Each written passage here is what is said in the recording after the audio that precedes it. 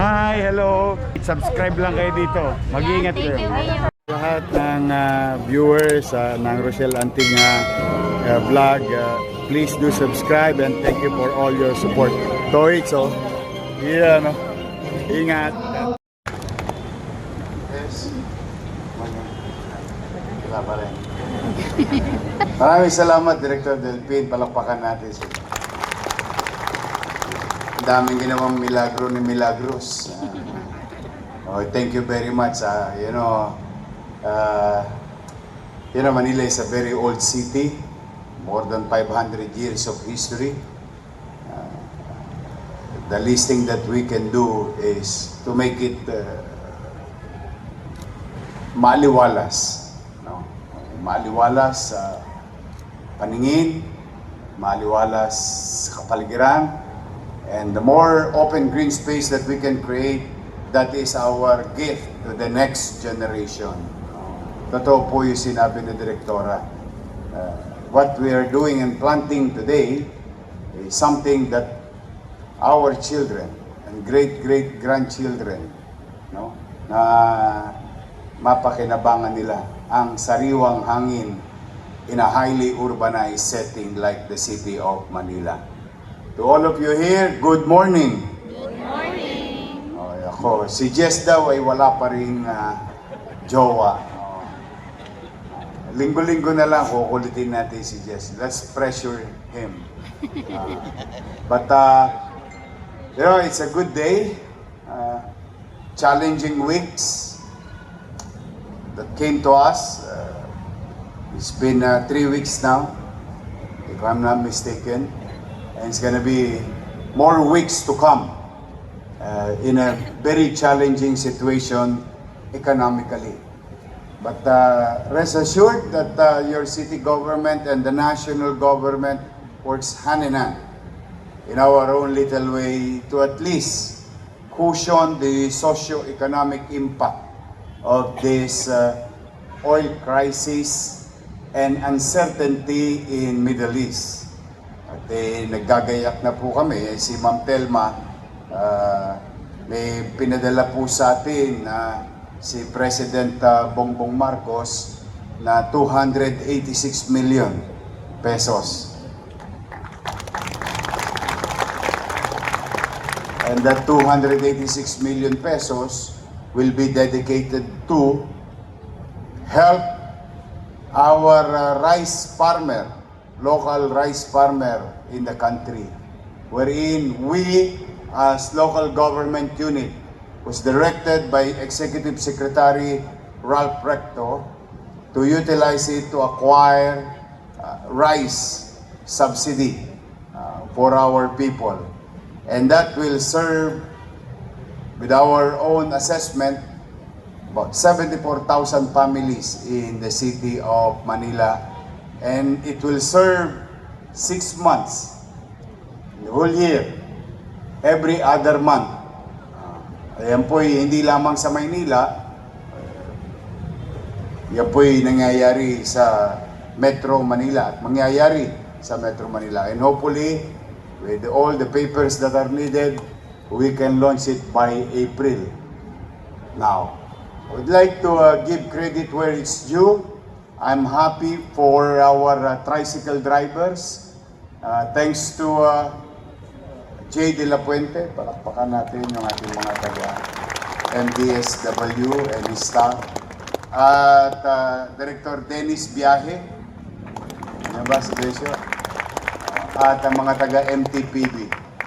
Sila po ang dalawang ahensya ng gobyerno na kahalinhinan, kasabayan, hand in hand, working hand in hand to deliver the 5,000 pesos financial assistance for our transport group. And it was successfully finished last week as per target. And this week, in this area, where we conduct our regular flag ceremony, dito po, simula bukas at sa mga darating na araw, ay yung new sets of transport group naman ang bibigyan. Ulitin ko po, no? Hindi po natin pera ito. Pera ito ng national government.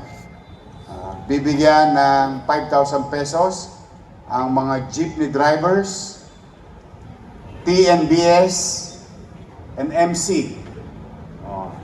And the list was sent to us by LTFRB, and our list in Manila, all were sent to DSWD. And it's going to be launched tomorrow and in the coming days. Ito po'y patuloy na pamamaraan ng presidente ng bansa through President Bongbong Marcos and Executive Secretary Ralph Recto and Secretary Rex Gatchalian. And now, also involved na po ang DOTR, Secretary Lopez. So, itong mga sekretaryo ng bansa ay nakikipagtulungan sa lokal na pamahalaan. At pumanatag kayo, ay pipilitin natin maging epesyente araw-araw nang makamit ito agad ng mamamayan ng Tagalungsod ng Maynila.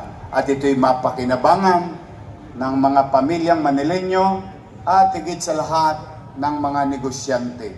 It is very critical and crucial that we protect and help the business community because of them, yung ating mga mamamayan na pinaglilingkuran din ay nananatiling may trabaho, may hanap buhay. If jobs are protected in crisis and in a good day, if jobs can be created during crisis, because crisis or adversity, as like what the saying, sinasabi sa isang kasabihan, use your adversity in your advantage. It may create jobs and opportunity for our people. It's very important for this industry or the businesses to survive because it will help protect jobs. Mahirap na ang buhay, halos hindi na sapat yung kinikita ng tao para ipambili, ipantustos sa kanyang pang-araw-araw na gastusin ang kinakaharap ng mga mamamayan sa lungsod ng Maynila. Kaya the least thing that we can do is not to lose it, to protect it by the government itself, the local government and the national government infusing cash to the community and creating what you call the velocity of money para umikot ang pera sa atin.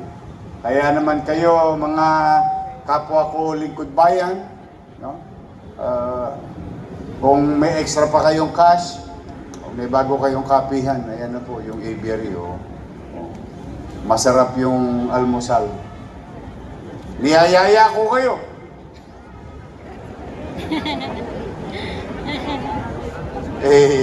Yaya lang naman, wala naman tos kasi. Natatanda na kayo. That's why we're very excited because matagal yan natenga ulit. At now, bukas na, may bagong negosyo, may bagong trabaho. But kayo ay nananawagan ako sa inyo, sa PDO, patabayin nyo yung mga halaman, ha? Budburan nyo ng budburan ng mga organikong pataba. Alagaan ninyo. Mga golden, green thumb ba yan? Yes? Paano green thumb? Hindi naman green yan eh. Ito green. Hindi, baril yan eh. Ito green thumb. Okay. Mga green thumb natin. As you can see, I don't know, kung mayroon taga Moriones tundo sa inyo, sa Cadelpan. Dati yun, tampakan ng basura yung island namin ngayon. Ngayon, paggising ng mga taga Moriones, parang kala nila, wow, Ayala. Kahit ganun man lang, mapangiti natin ang ating mamamayan.